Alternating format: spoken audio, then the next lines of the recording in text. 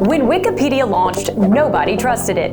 Teachers banned it, experts dismissed it. But now, 25 years later, it's one of the most used sources of information on the internet. Built entirely by volunteers with no ads and no algorithm. Jimmy Wales made that happen. He bet that ordinary people, given the right tools, could build something more trustworthy than any institution. Well, now AI is facing the same skepticism. But some in Silicon Valley argue AI could actually be more trustworthy than humans. No ego, no hidden agenda, and no self-interest. Others say, though, that's dangerously naive. So, as AI gets more capable, will it make public information more trustworthy or less?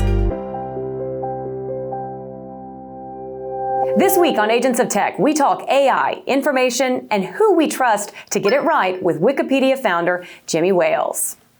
All right, Wikipedia has had open information space to itself for 25 years now. But is AI changing the way that people access information and thereby changing the way we trust? So I think, Autria, that is what people used to call the $64,000 question, isn't it? And we are sitting here in Washington, D.C. today. And I would say apolitically, Autria, that trust is very scarce on the ground. And I think with you're right on that. Right, so trust when it comes to government, trust when it comes to the media, trust is scarce. I do think, however, it's a false dichotomy. We all look back to the good old days, right, where we trusted our neighbors, we trusted our friends, and we trusted other human beings. And I think there's a temptation to hark back to that time and to think everything that's human is good, everything that is machine is bad. Right. And I don't think that's the world that we live in now, and I don't think it's the world that we're going to live in, right? So I think what we have to find is a way of building trust within those mechanisms that are going to see us through into the future.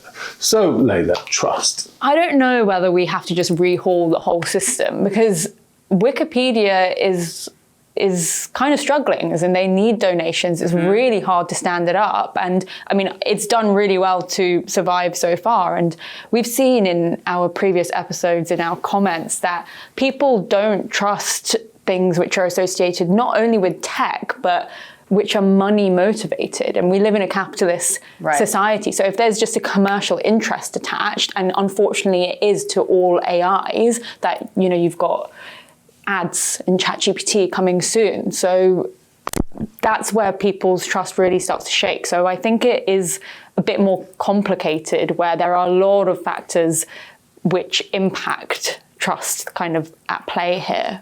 That's true. Wikipedia has not been beholden to any corporate sponsors or any companies. Yeah. And because it's a community of editors, I think people have put a lot of trust and a lot of faith into what they find on the page. But also, how does AI change that? Exactly. But it is also like people. We really do struggle to trust people that are associated with certain things, which are associated with money. Like if they have an agenda, financial agenda, if they have another agenda, a political agenda. Exactly. Right. So I think what we've become quite good at as human beings is navigating trust. And Jimmy uses the example quite often of in England, you know, you might have a slightly left-leaning newspaper, The Guardian, a slightly right-wing, the Telegraph, but you can navigate in between those. You can figure out kind of what the facts are, and you can figure out what the opinion is. And I think, from my mind, that's going to be the same moving forward. But the players might be different, the technology might be different. But I think as human beings, we're going to have to do the same job. We're going to have to navigate trust. Well, we want to navigate to our comments section now, because we're asking the question, is AI a threat to Wikipedia, or will we always be reliant on the human component when it comes to seeking trustworthy information? Tell us in the comments below, and then don't forget to like and subscribe while you're there. Let's get into it now. Here's our conversation with Jimmy Wales. Well, Jimmy, thank you so much for taking the time to speak with us today. We really appreciate it. We mentioned that you have hit a major milestone. Congratulations on the 25th anniversary of Wikipedia. When you were first starting out, you weren't all immediately, regarded as the most trustworthy source of information on the internet. How, if you share any sympathy for the skepticism that people have for AI, what is your thoughts on that? And I guess maybe your advice to those AI companies? Well, yeah, sure. I mean, certainly there is a cycle that happens. When the quality is low and something's very new, then people obviously are skeptical, and quite reasonably so. I mean, certainly when we look at large language models today, and thinking about Wikipedia and can it help us and so on and so forth, it's pretty bad. And, it doesn't seem that bad when you first start playing around with it, but the deeper you go, the more you realize it's very, very superficial in its knowledge. And, if we needed help anywhere, it'd be on more obscure subjects, and that's actually where it completely breaks down. So I think they need to really focus on improving quality. They need to focus on the hallucination problem. From my perspective, what I'm trying to think of is LLMs aren't going away. We're not going to go back to the same world that you started Wikipedia in 25 years ago. We're moving forward, and in all kinds of fronts, technology, be it AI or whatever, it's part of our lives and is moving very quickly. I think one of the examples you give is when you're trying to maybe fix something, find something with Wikipedia. But we seem to be at this point at the moment, humans good, machines bad, and I'm trying to figure out, how we move forward. What I'm interested in is can large language models, in terms of helping us with our work, can they make suggestions that are not a complete waste of time? In other words, could they run through Wikipedia looking for things, easy, low-hanging fruit, things that people could do?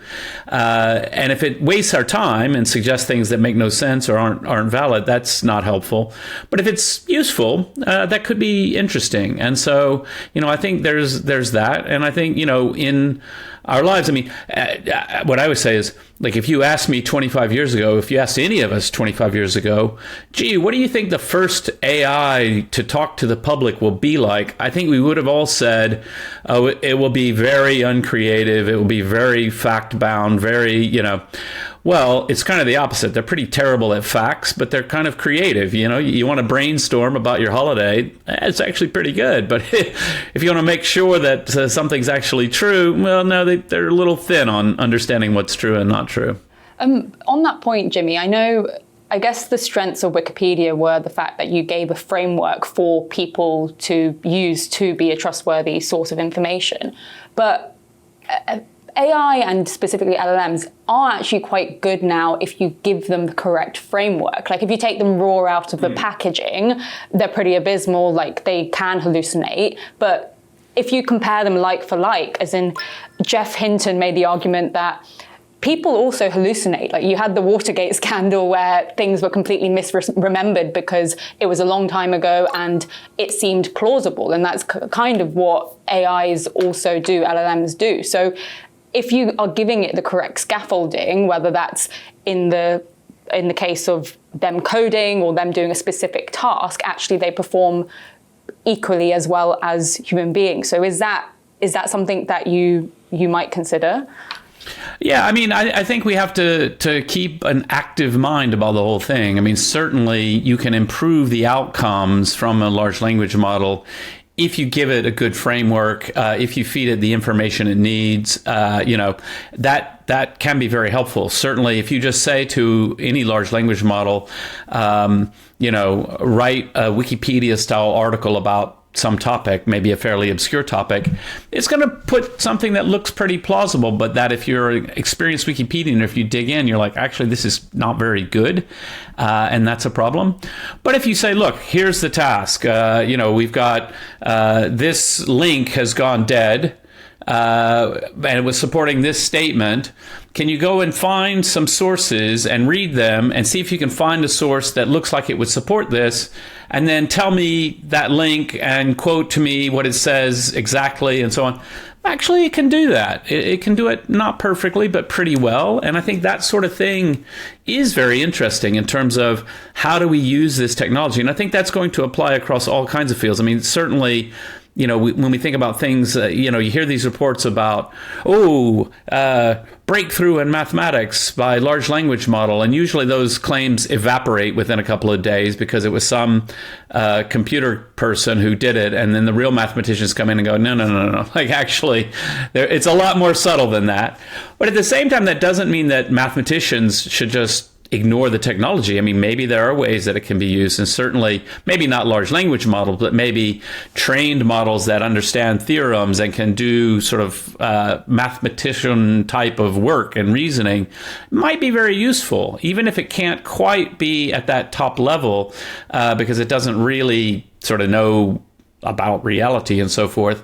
if it's useful, then I think broadly we should be looking at how to use it to, improve our understanding of the world. Well, so on that note, do you worry at all about LLMs replacing Wikipedia, or do you think that there's always going to be that need for the human component when it comes to seeking truthful information? Or in the future, I can't predict what the world will look like in 25 years, obviously. So it's hard to say. It's very fast-moving technology at the moment. But certainly for the foreseeable future, I mean, one of the things we have to understand is that the only reason the large language models are any good at all is because they've read Wikipedia. I don't think, imagine a large language model that was trained only on Twitter or X. I think it would be very angry model and very confused about the world.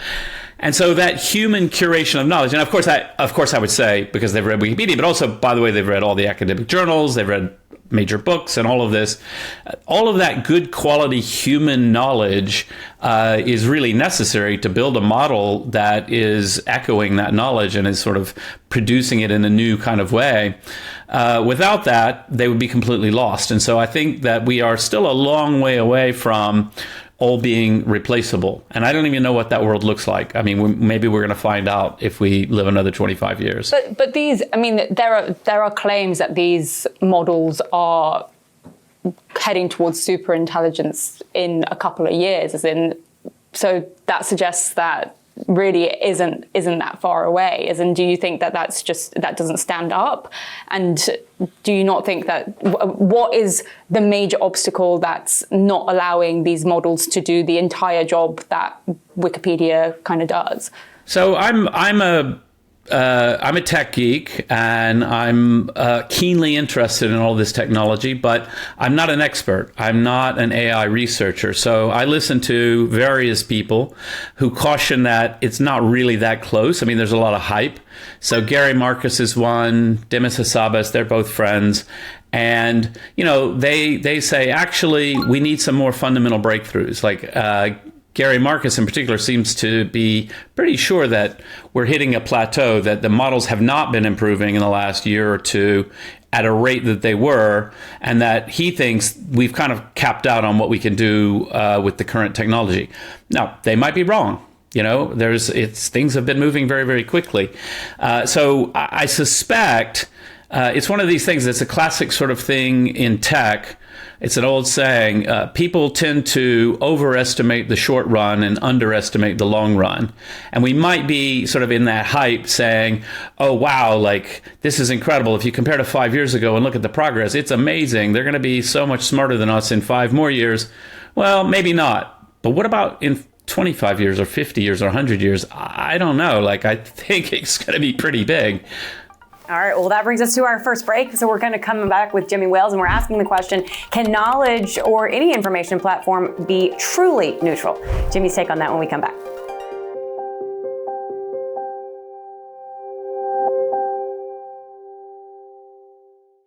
So Jimmy, in your new book, The 7 Rules of Trust, you argue that neutrality was never about pretending that values do not exist, but about process, transparency, and accountability. So my first question back for you is, when it comes to today's most contested political, religious, and cultural topics, do you really feel that that kind of neutrality is achievable? Yeah, I do. I mean, obviously, it will always be imperfect. It's always a very human sort of discourse and dialogue. I think everybody understands what it means to be biased, and we can think of any sort of media organization or publication that we think is really biased, and then think of the opposite of that. Think of reducing that bias. Think of trying to take into account different viewpoints, trying to step back a little bit instead of taking a side in a debate, explain what the debate is. The classic example I always give is if you think about a controversial topic like abortion, and you can imagine a kind and thoughtful Catholic priest and a kind and thoughtful Planned Parenthood activist, they're never going to agree, but because I've said kind and thoughtful, they can probably present the issue and say, oh, well, the Catholic Church position on abortion is thus and such, and the Pope said this, and critics responded that.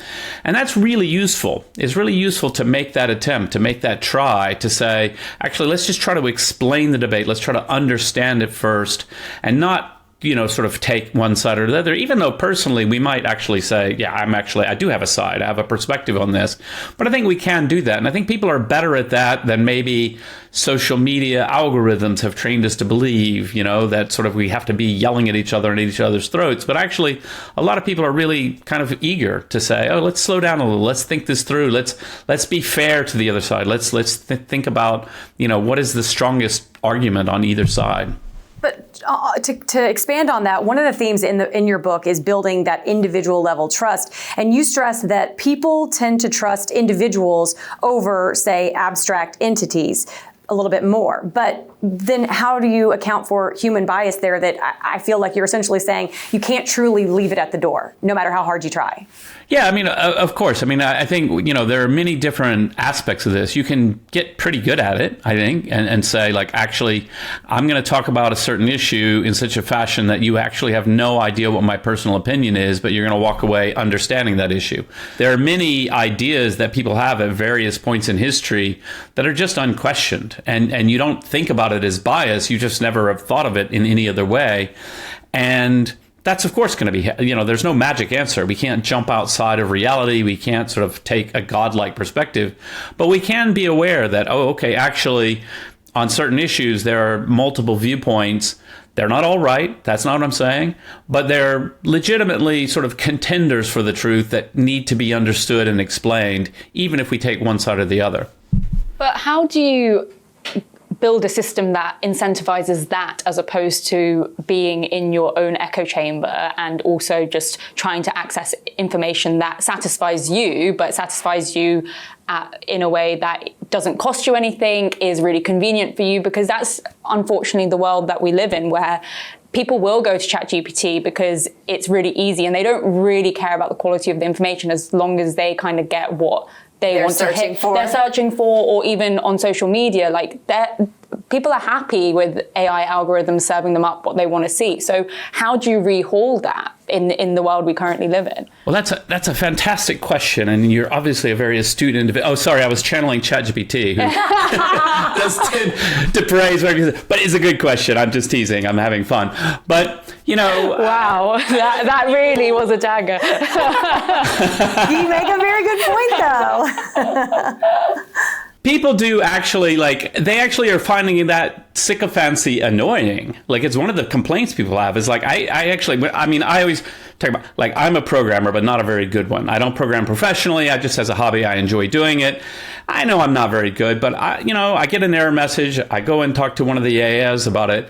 And whenever it says, oh, that's a really good question, I'm like, it's not a really good question. Like, don't coddle me. It's a beginner's question. Just answer it. I don't need you to suck up to me. So I think people they don't want to be misled. At times, of course, people can want to be misled a little bit, but broadly, the research shows, and this is one of the interesting things, is that, publications that simply pander to our biases, we might like them on one level, but we don't trust them because we sort of realize, like, actually, you're campaigning for this politician or that sort of perspective in the world.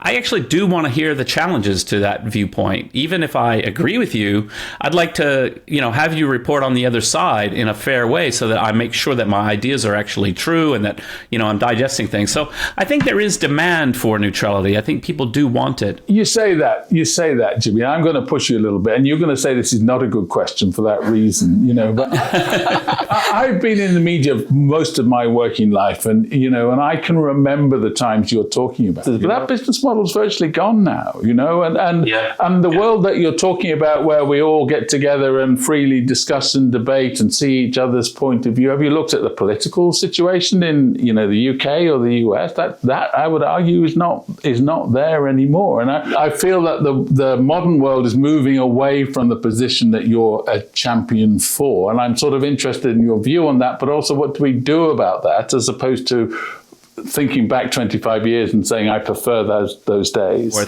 My view is we have to fight for it. We have to be really, really passionate about it. And I think it's really important. I live here in the UK.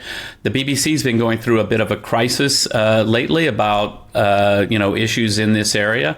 I think it's the right thing for them to do, to have a crisis and to sort of really reflect and go hard on, like, okay, how did we get here? What did we mess up? How do we? And to be fair to the BBC, it's not gone crazy woke left. Like the kinds of bias that we've seen in the BBC are so minimal compared to most publications. But it's their job. It's the sort of central premise of the BBC in many, many ways. And so I just think we have to support that kind of work and really champion it and say, you know what, actually, by the way, although I enjoy reading about how fantastic electric cars are in The Guardian, I don't always trust it. So I turn to The Telegraph to hear how terrible they are. And I'd really rather just get informed.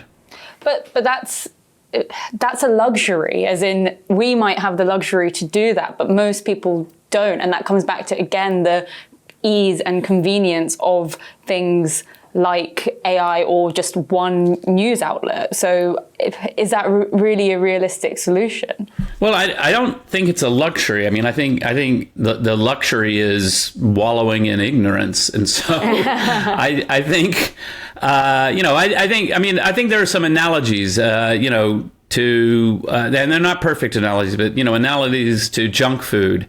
Junk food's easy. It tastes really good right now. I mean, honestly, for myself, if you put a bag of crisps in front of me, truffle crisps in particular, I'm just going to eat them. So I don't buy them. I don't like to have them around because I know I actually do have a higher order sort of brain. I'm not, But I'm gonna come back to you with that analogy, with the fact that it's argued that junk food or cheaper food or fast food is usually consumed by people who are poorer, who have less time, can't afford, again, the luxury of nicer, healthier food. Right. It's not, as in, it's usually those people that it's targeted towards or that suffer the most. So I don't know. There is certainly a lot of truth in that. I mean, certainly people who aren't sort of media literate and who have strong opinions and like to hear those opinions, and they enjoy the battleground mentality of social media. I think it's a problem. I think it's not a great way to live life. And I would counsel people to say, no, step back and think a little bit more about that. I do think, in the longer term, one of the things that needs to be really prioritized in education is media competence. There's really saying, you know what, actually, here's some examples from the media on either side.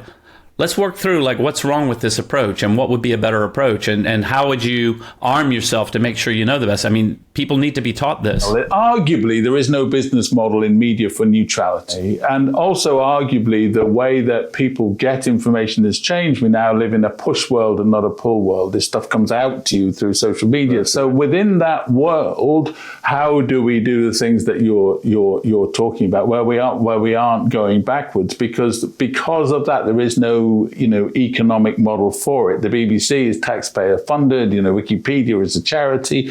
There is no business model for neutrality. Well, I think there is, and I think the popularity of Wikipedia is testament to that. It's more popular than the top 10 newspapers combined. So I think there is demand for it. And I think that when we look at the media today and we look at the Edelman Trust Barometer numbers and see the incredible decline of trust in journalism, I mean, it's rivaling how low the trust is in politicians, and that's quite bad. I do think that there is room to say, you know what, actually, people are getting fed up with this. Now, it's easy for me to say that, right? It's much harder to actually get in the trenches and do it. So I have respect for, even when my comparison that I love to make between The Guardian and The Telegraph, which will mean more to UK listeners than US, but they're both good quality newspapers. One is center left, one is center right. And that's okay. I actually, I wouldn't say they both need to turn themselves into neutral point of view, Wikipedia, BBC style, but they should really kind of think about reining it in a bit and really, be very careful to say, look, actually, let's remember that even if our audience loves to click on that headline, they lose trust in us if we don't also acknowledge, the other side and so on and so forth. So I think we can improve without sort of asking for everything to become completely neutral. All right, Jimmy, before we let you go, we have a couple of rapid fire questions. This is what we ask all of our guests to get varying perspectives on these same questions. My first one is for you. Where do you think people will draw the line on allowing AI into their personal lives? Well, I rapid fire, so I got to keep it short. There's this new OpenClaw thing where you can download this software, give it complete control of your computer, and let it do all kinds of things. I think it's insane. I actually think it's a cool innovation, and I'm actually testing it, playing with it, but not on my personal computer. I'm not going to let it read all my emails and start writing to people. That's crazy. I think people will draw a distinction between, personal private information and getting things done. Even, if I have an AI on my computer that's giving me suggestions but has no ability to talk to anyone else, okay, that sounds a little better. But I think this is something that we're going to be all exploring in the next few years. For sure. Okay, so my one is, what's something that's universally accepted in your kind of field that you disagree with? Maybe that news media has to be biased to be financially successful. I agree that I'm a minority viewpoint there. I think a lot of people are grappling with that issue. Okay, my question is, what can you said before that sometimes we underestimate the future. What can you see in the future that we're not talking about today? Well, I think we're talking a lot about AI in the form of large language models, but there's a huge amount of other stuff going on. Most prominently, we see things like, the AlphaFold, the sort of advances in biology that are really, really substantial, drug discovery. We see things like driverless cars are coming very, very quickly. I think there'll be a lot of things like that are going to be really transformative in a really positive way for our lives. And so while we're worried about things, and large language models feel particularly worrisome because we can understand them and interact with them, I think there's a lot more that's going to come that's going to be really pretty amazing. Thank you. Jimmy, to put Wikipedia to the test, I looked at your personal Wikipedia page, and it says that you like to go by Jimbo. True or false? Online, I go by Jimbo. In real life, people just call me Jimmy. The funny one is, if people call me James, I'm like, no, that's really weird, because my actual name on my birth certificate is Jimmy, because I'm from Alabama. Awesome. All right. So it is true. Verified by the co-founder himself. Thank you so much for your time today. We appreciate it. Lovely. It was great fun. Thank you. Thank you. I was a little bit skeptical when we first started speaking to him that there is a future where both AI and Wikipedia can coexist, but he really made me believe that the pendulum will swing back to people seeking out human-generated content versus machine-generated content. Am I on an island there? I think I've got a nice bit of swampland in Florida with your name on it. You don't think so? You think that we're headed toward machine? Look, I love talking to Jimmy. Jimmy was just such a nice guy and had so many interesting things to say, and you could talk to him all day. I just feel we moved on. I just feel our world of consuming news, media has moved on to a place away from that, and I don't think we are likely to go back, much as I would rather we did. I think it's unfortunate because the things which are commercially very viable, such as ChatGPT, are not to be trusted, but the things which are not commercially viable should be trusted. Right. So it's a bit of a catch-22. You're not going to win. I think as long as the hallucinations still exist with LLMs, you're going to have people who are truly seeking out factually correct people information, and like the hallucination rate is massily, I think, overstated. It's not that bad. But I do agree with him on I don't like ChatGPT saying, "Oh, you're so wonderful, Laila." I like Claude who says that you're a bit delusional. Like I want a bit. You don't want to be in an echo chamber. That's just like a preference in terms of AI tone. Listen. I think you're right, Autria. I think for people who want to seek out truth or impartial information or whatever, that's absolutely right. What I'm not sure of is that those people are these days in the majority. I agree with you. Two things can exist at the same time. Yeah. Well, a huge thank you to Jimmy Wales for joining us today. Trust in public information is collapsing. Do you think AI makes that better or worse? Drop your comments below and then make sure to like and subscribe. Thanks for joining us today. We'll see you next time on Agents of Tech.